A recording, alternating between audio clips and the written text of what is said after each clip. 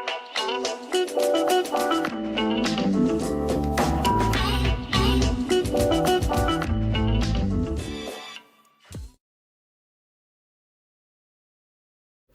everybody, this is Tracy here with another edition of A View from Tracy's Point, and we are here with our recap and review of This Is Us, Season 5, Episode 8, which was titled In the Room.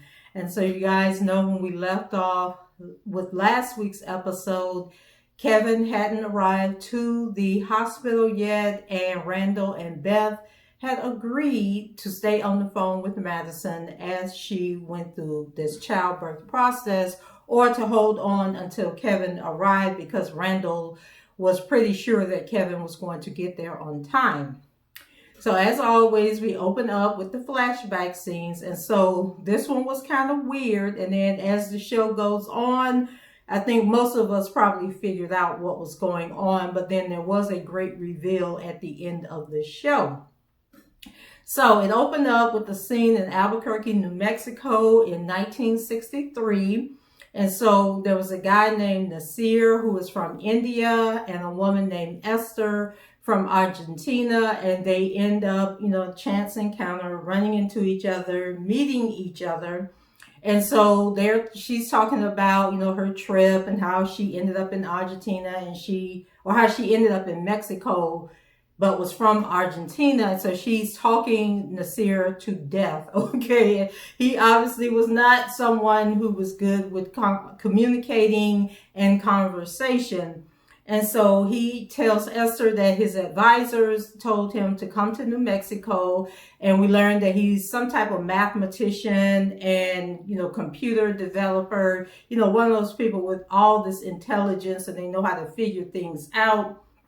And so Esther says that, she just loved hearing him talk, so she's just mesmerized by this conversation that they're having. So Nasir and Esther get married and end up having a baby, a little boy. And Nasir says that the baby is like a mathematical anomaly, like he can't get outside of his head. Everything about him is about computations. So in a later scene in the show, Nasir comes in late from work, and Esther is sitting there waiting. She's very upset that he hasn't come home early, or hadn't come on time. I guess he was due in at 6 o'clock, and it's now 9:53 p.m. And so he's trying to explain to her, what is really going on, what happened, why he's late. And she is just like agitated because the son is now 3 years old, and he had made a pizza for Nasir, and he was trying to wait up so that he could eat dinner with his dad. And so Nasir is steadily trying to explain to Esther what's going on. And he's telling her that he created an algorithm for computers to compute something called a Cahunan Love Aluver transform. Not sure how to pronounce that, but I'll put it below. And so he had an idea to approach the problem by studying something called the cosine transform. And Esther cuts him off and like, look, if you want me to forgive you, I need to understand what it is that you're talking about. She has no clue what he is even babbling on and on about. And so she says, talk to me in a language that I can understand. Talk to me like I'm our son, and you're breaking this information down to him. And so that is exactly what Nasir does. So then we go to another flashback scene of the Pearsons. Okay, and so they're planning for, their annual trip or weekend trip to the cabin. Remember, that was a big thing that Jack loved to do. But now the kids are teenagers, and they don't want to go to the cabin and spend the weekend with their parents. And so they have made their own plans, and they say, hey, we are going to have sleepovers with our friends. We've already asked their parents. The parents say it's cool. This is what we're going to do. And so Jack is upset. He wants the kids to come. But then Rebecca is like, well, look at it this way. They're getting older. Let them go hang with their friends. And we can just make this a romantic weekend between the two of us. So, reluctantly, Jack agrees. And so they go to the cabin to have this romantic weekend. So Jack and Rebecca arrive at the cabin, and she's running off a list to why she's happy that the kids didn't come. And then they realize that there is a leak, or pipe has busted, or something is going on, that they have water damage in the cabin. And so Jack comes in, and Rebecca is going through some of the kids' artwork that has been damaged by the water. And Jack, he's upset that Rebecca says that it's no big deal, because it wasn't like they were ever going to hang the drawings up. These were like little kids' drawings that they did in school when they were younger. And so Jack is really sick of Rebecca talking negatively about the kids, like she's happy not to have the kids around. And so he storms out saying that, he's going to the hardware store to find something to fix the leak. So when Jack returns, Rebecca has hung up the drawings, like ran a clothesline through the living room and hung up all of the paintings or the drawings so that they can dry out. And so they get into a conversation, about him saying that she's making fun of the kids. And Rebecca reminds him that the kids are teens and they don't want to hang out with their parents anymore. And so Jack is afraid that, they're losing precious moments with them, because they're allowing them to go and do whatever they want to do. And then they talk about their own childhood, or, becoming young adults, and how they didn't want to spend any time with their families. And he's afraid that that's what's going to happen. And then Rebecca assures him that they won't miss the big stuff in their kids' lives, and that these little weekend trips, these are things that they've done plenty of times before, and the kids will have those memories. And I like this whole flashback scene because it reminded me, like a lot of this show reminded me a lot about my own life. So I did like, at first I didn't think I was going to like the episode. I kind of half watched it when it came on Tuesday night. But then when I replayed it to do the recap and take my notes, I really loved the episode, because it took me back to that season 1 where you could just relate to so much that was going on in the show, and take you back, especially people, older people who have these memories of childhood and vacations and that type of stuff. And so when we were younger, we used to go on family vacation every summer. We would start and head to Disney World, and then we would leave Disney World and go to other attractions like Silver Springs and Wiki Wachi and stuff like that. And we would make our way to Tallahassee, where my parents are from.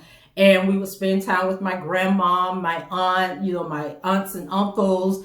And then as we got older, my sisters didn't want to go anymore. And then they had, summer jobs and after school jobs. And that's what they wanted to do. But I loved going to Tallahassee. And so by the time I was 11 or 12, I was now getting on the Greyhound bus, traveling to Tallahassee by myself, spending the summers with my aunt and my cousins and stuff. And that lasted until I probably became about 17 or 18 years old. And then of course, I had a boyfriend, and then I became a mother and all of that stuff. But it's good to have those memories to relate back to. So I'm sure there was a point with my parents, because we used to do everything, like go to the Jackson 5 concerts.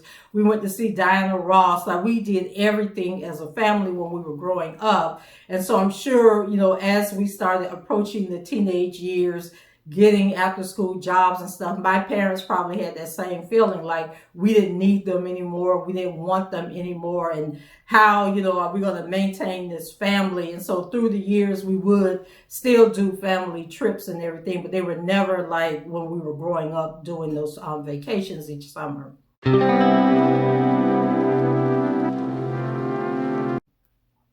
So then we move into real time.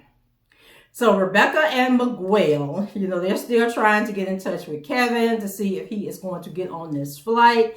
Kevin is not answering his phone. They're freaking out. And so Rebecca wants to be in LA, with Kate and Madison as her grandkids are being born. But of course, they can't really do that due to COVID, due to, her illness and what's going on with her. And so she's becoming restless, and Miguel is trying to, keep her under wraps and make sure she doesn't blow her cool.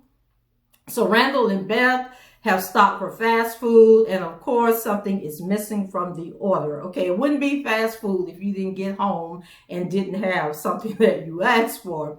So they are still on the phone with Madison, who offers to hang up if they need to, and she suggests that they stop driving and pull over and get a room at a motel. And Beth is like, hell to the no, no, no. We're not stopping in some rank motel and catching COVID. That's why we drove our car. Like, we ain't trying to be around other people and other people filthiness. Don't know if they done clean these hotel rooms, if the COVID is lingering in the air. Because remember, at the beginning, we didn't know how people were catching COVID. We didn't know if COVID got on your clothes and followed you wherever you went. We didn't know if you could touch food in the grocery store and contract COVID. Like, we just didn't know. So Beth was like, no, we're not going to no hotel or motel. We're going to stay on this road and keep driving. And so they reassure Madison that they are there until Kevin arrives. They're not going anywhere.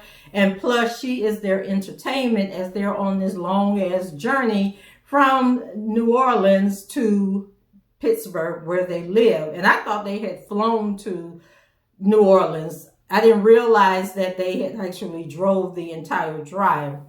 And so, Randall, being the optimist that he is for everybody else's life instead of his own, he assures Madison that Kevin will get there on time. But if not, he and Beth are there because Beth gave birth to Tess in the living room. So she's experienced with childbirth. And so then all of a sudden, the phone vibrates or whatever, and they have a group text from Kate.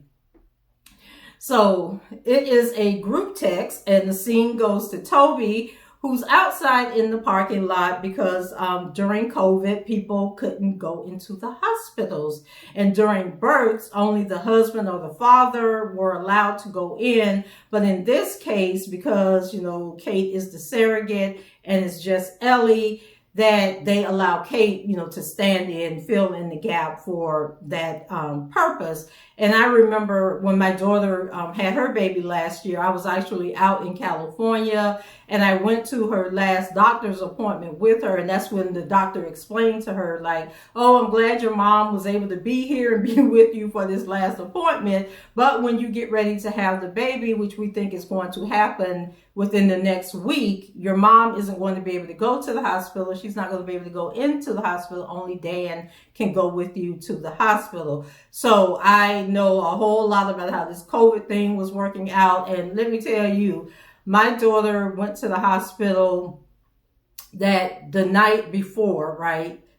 And she had the baby like 6 hours later or something like that. My daughter was home. Like, she had that baby. They let her rest up for about 6 more hours, and then they sent her on her merry way, and they were back home within 24 hours. I mean, that's how tense things was. And this was like right when COVID was just now exploding in March of last year. And so they weren't playing around with it. So Toby isn't down for the group text whole thing. He wants to be on the phone and getting personalized updates from Kate. He's supposed to be out in the parking lot writing a list of girl names. And, he hasn't gotten too far. And I think they were trying to come up with a middle name for the baby. And so Kate tells him, to keep going, keep trying to come up with this name. So back in the hospital, it's a shift change. And so Ellie had told the previous nurses that, Kate was the adoptive parent, and that once the baby was born, to give the baby to Kate, take the baby to Kate. She was going to be in a separate room. And the new nurse came in who knew nothing about it. Like, she was looking at Kate like, why are you in this room? Where is the baby daddy at?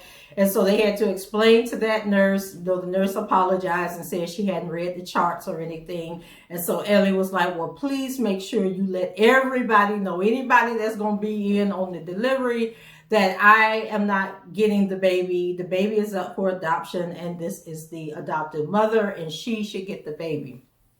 So the nurse is still looking confused, like, what in the world? Like, I ain't never seen nothing like this before. And so, they attribute it to, there being a pandemic, and the adoptive mother and birth mother are doing it together, and that this is just a whole new world that we're now living in. And I really don't think it's that common for that to happen, because we have a family friend who has put up, she has some personal issues in her life, but she, like my sister raises one of her children.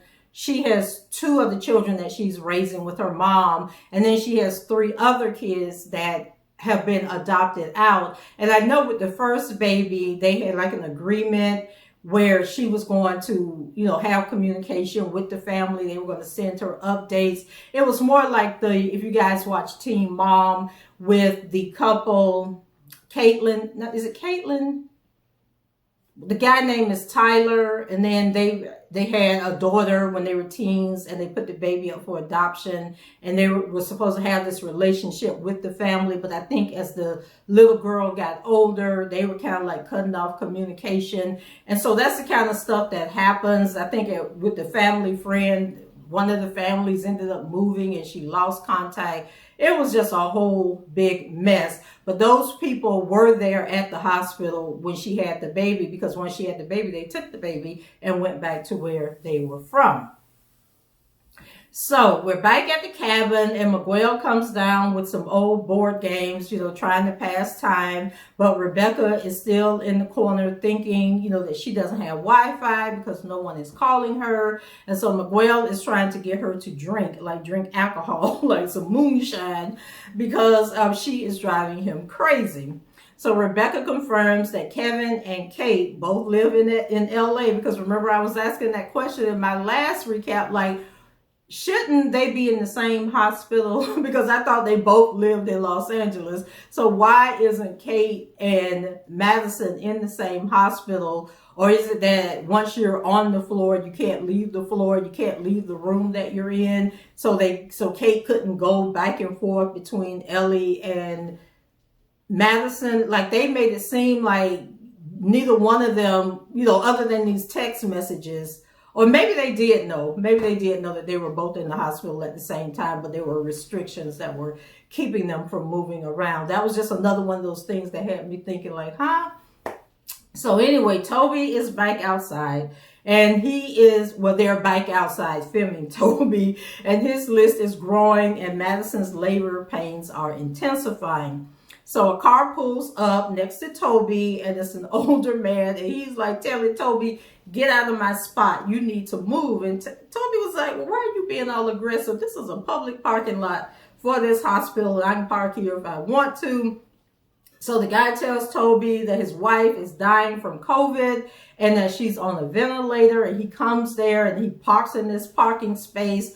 And he goes in and tells, Toby that they've been married for 55 years, and that the reason that he parks in that particular spot is because it was parking spot 157, and 157 was the house number of the first home that they bought. So it had like a lot of sentimental value to him.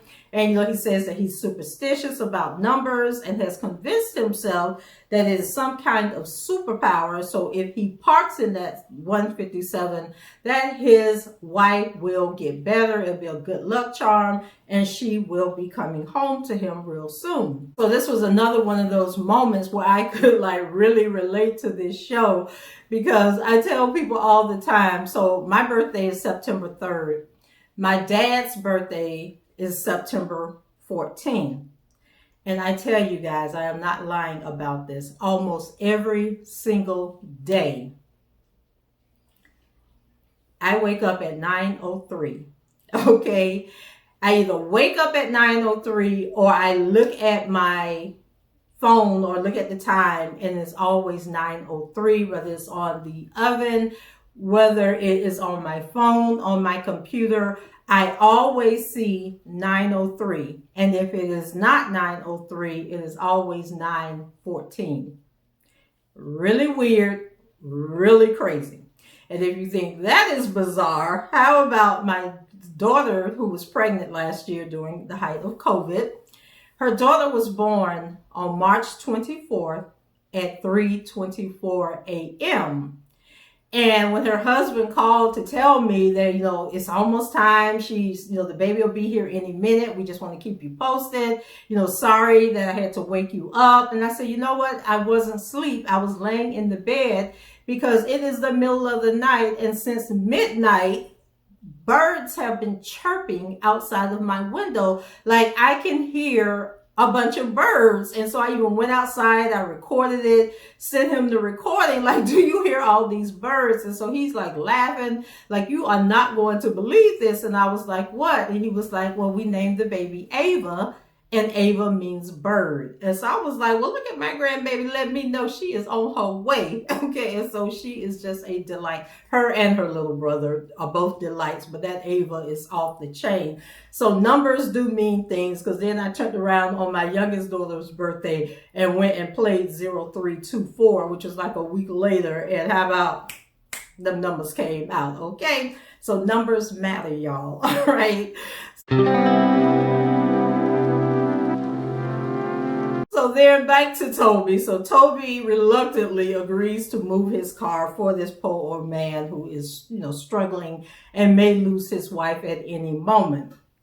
So we go back to the cabin, and Miguel gives Rebecca her drink, and it is strong, because I'm telling y'all, he was trying to give her some moonshine, because evidently it was some alcohol that had been up in the cabinet for years and years and years, okay? And he done gave it to Rebecca, and she said it tastes like fuel oil, okay? But she went ahead and, took it to the head, okay? She took one for the team. So I guess he really wanted to knock Rebecca out, because she was just doing too much. So then Rebecca looks on the wall, and she sees this painting, and it brings back the memory of the kids' artwork, being ruined from the water damage. And she basically saved it, and she tells a story, in a few scenes later about, how it was like the kids' hands and footprints, and then Jake and her hands and footprints were in another painting. And then I guess with the water damage, they kind of meshed together, and that's what created this existing drawing or whatever it was that was hanging on the wall. So it was a cute little story. And then she apologizes to Miguel that he has to constantly live in Jack's memory, because Jack was so important to all their lives. And for those of you who are new to this, is Jack and Miguel were best friends, and then Jack passed away, and Miguel later on in life ended up reconnecting with Rebecca, and the two of them got married. And then this was another thing, because I keep all of my kids, I have all my kids' report cards, all their artwork. They're like the little onesies that they wore when they came home from the hospital, like their first Christmas outfits. I keep all of that stuff. And so I was making some boxes where I was separating everything so that everybody would have their own box with all their memories. And so my youngest daughter was like, Morgan and I have talked about this. We don't want that stuff. You can throw that stuff away. And I was like, oh, I said, well, I'm not throwing that stuff away, because every time I go through it, it just brings back happy memories of them as children. And it reminds me that I brought 3 humans into the world, and I have watched them grow up to be young adults, and I'm not throwing the stuff away. And I tell them, it's going to be in the garage or in the attic or wherever. And then when I die, you guys can decide what you want to do with it. If you want to throw it away, throw it away. But what I really believe and hope is going to happen, and especially with Morgan, because she has kids now, is that she'll want to share that stuff with her kids when they get older.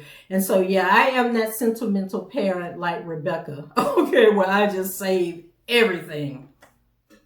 So then we move on, and Toby gets a text, and it looks like the baby is on the way. And so he and the guy that he's talking to, they get into a conversation about the enormous amount of pig figurines that the guy has in his car. So he had these little miniature pigs all over the dashboard, all over the seats, I think somewhere in the back window. And so he starts to tell Toby the story about the pigs. And he said that him and his wife had gone on a trip to Austria, I believe he said, for New Year's, and that the country had like this fixation with pigs, and everywhere that they went, these pigs were like in all the stores. They had like statues, like pigs were everywhere. And so I guess it signified good luck or something. And so they started collecting all these pigs. And we also learned that the wife's name is Rose. And so he lets Toby know that Rose is doing much better and that she's supposed to be coming off the ventilator. So he brings the figurines for good luck and then, sits out there in the 157 parking space, because he can't go into the hospital to see her. So after the guy shares that story with Toby, Toby shares the story about the adoption and why he's down in the parking lot and how he wants to wait, to choose a name until everything, he wants to wait before choosing the name until everything is finalized, because he still, has that little bit of doubt that Ellie is going to change her mind. And so the guy was like, oh, well, that's, nice, but let me help you out. So he finds this little cute, girly, baby-like pig figurine, and he gives it to Toby for good luck. So back in the hospital, Madison is deep in labor and about to get an epidural. And if you have never had an epidural, thank God, okay? Because the pain only lasts a second. But when I tell you they stick a needle about this long into your back, okay, and you got to be all balled up and bent over like that, it ain't no fun, okay? And then Madison made the mistake of turning around and saw the needle, okay? Because when I had my epidurals, I wasn't trying to see the needle and they wasn't trying to show the needle to me, okay? And I actually had 3 C-sections. And so my third C-section, I actually was able to stay awoke and be present and in the moment, when my youngest daughter was being born, and, people were able to be in the room with me. Like they put a sheet up to block them cutting your stomach open and everything. And the people that are with you, they are standing, behind you, holding your hand. My crazy best friend, she was like all behind the curtain. She got pictures of them pulling the baby out and everything. But thank God Madison didn't have to have a C-section, but they gave her the epidural for the pain because she was in a lot of pain. And so, Randall and Beth are still on the FaceTime with her. And so they tried to distract her, with a story about Kevin and when they were younger, and Kevin came in the room and he was jumping around and bouncing on the bed. And I think he said Kevin was naked when he came in there because he was talking about his naked pale behind. And so he said that all of a sudden Kevin, turned to him and asked, why didn't they start a brother band, when they were kids, and they were going to call it Mob something. I can't remember the name that Kevin had came up that they were going to call this band. But then, they start singing and, playing around. And then all of a sudden, Kevin walks into the room. So, yes, he made it there on time to be present for the birth of his twins. So, yes, that was a feel-good moment. So then, even though Kevin arrived, Madison still didn't seem very happy. Like, I would think that she would have been elated and excited, like, oh my God, he made it, and boohoo crying and all of that. But she wasn't. She was just had this look on her face. And I'm just like, okay, this is kind of strange, but we're going to see where they go with this.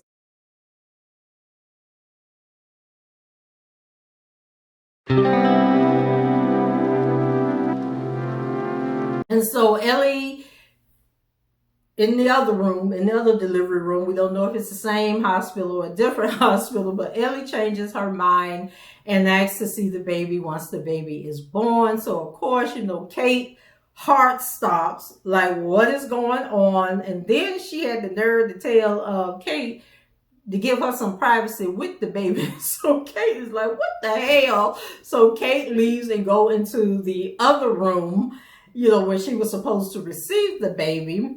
And so we go back to the cabin and Rebecca is still worrying, y'all. So she has an update on the twins, but not Kate and Kate's baby. So she's like, what is going on? Why hasn't Kate, let me know that, the baby is here, how things are going?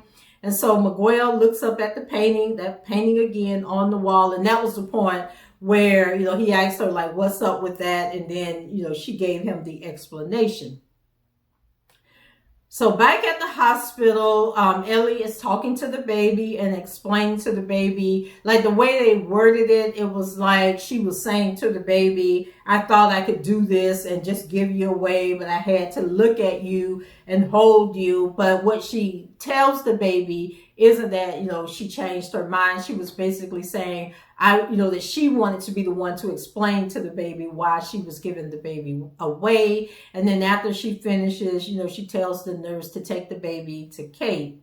So, of course, when the nurse walked into that room, Kate was so happy and like, thank you, Jesus, I am going to get to keep this baby.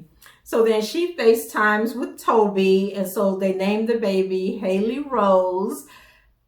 Another sign, y'all, because my grandbaby Ava, who was born at 324, with the birds chirping all the way on the other side of the country, her middle name is Rose, and she was named after her paternal grandmother. Her mom's, my daughter's grandmother, whose name was Annie Rose.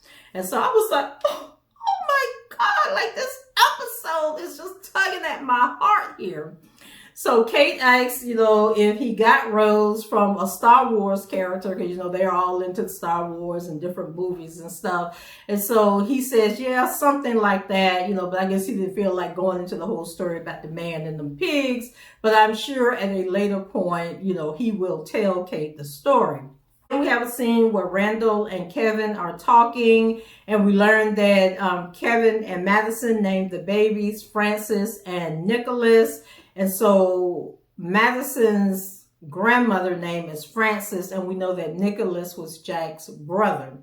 So they talk about the last 48 hours of their lives, and Kevin tells him that, he was terrified when he was on the plane, and he was afraid that Madison would be all alone and nobody would be there. And then he apologizes again, for the way that he talked to Randall, that he still have all of our hearts bruised from last season. Like, when they say words don't hurt, that is a lie. Because when Kevin told Randall that he wished he was never born or never part of their family or whatever, that hurt. That hurt my heart, okay? So I know it hurt Randall, even though these are fictional characters. So he told Randall, that he's the best person that he knows, and that on his finest days, he is imitating Randall. And I was like, oh, that's so sweet. So Randall, he tells Kevin that now is not the time for, all this back and forth, that he needs to be with his new family, celebrating this special moment. And so I'm sure that later on in the season, we will have a really emotional moment between Randall and Kevin. So Rebecca is ready to go to bed when Kate finally calls and gets to, and lets her see Haley Rose on FaceTime. And then Kevin and Madison are FaceTiming, and then Kate and Randall are FaceTiming, and then Kevin FaceTimes his Uncle Nick, and then Rose FaceTimes her husband in the car and says that she's coming home. Then Kevin FaceTimes Kate. And it was just such a beautiful, beautiful, beautiful episode. And we find out that Nasir created the technology that led to FaceTime, and he and Esther have been married for 56 years, and that they recently did a video chat online in which they shared their story. And so I guess as a way to encourage people, don't be discouraged during the pandemic, because you can't physically be with your family and friends. You can't physically be at work. You can't physically be in school, because there is technology out there that will forever keep all of us together and connected, and that is the video chat, whether it's FaceTime, Zoom, or some other live streaming apparatus. And so this was such a good episode, even if we didn't learn how Kevin got on that plane. But I'm sure that we'll get the story one day in one of these episodes. So guys, what did you think about this episode of This Is Us? Leave your comments below, rate the video, and subscribe to the channel if you haven't done so already. And until the next time, I shall talk to you guys later. Bye-bye.